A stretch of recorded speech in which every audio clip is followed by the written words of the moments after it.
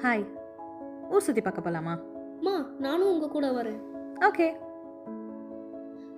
ஒரு பாட்டோட ஆரம்பிப்போம். ஓகே.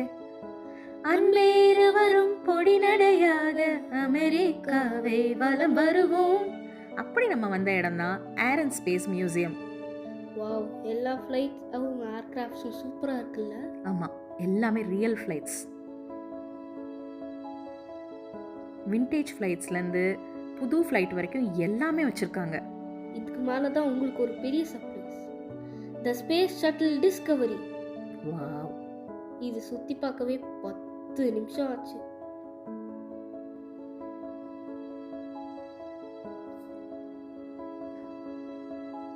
எவ்வளோ நீளமாக இருக்கு.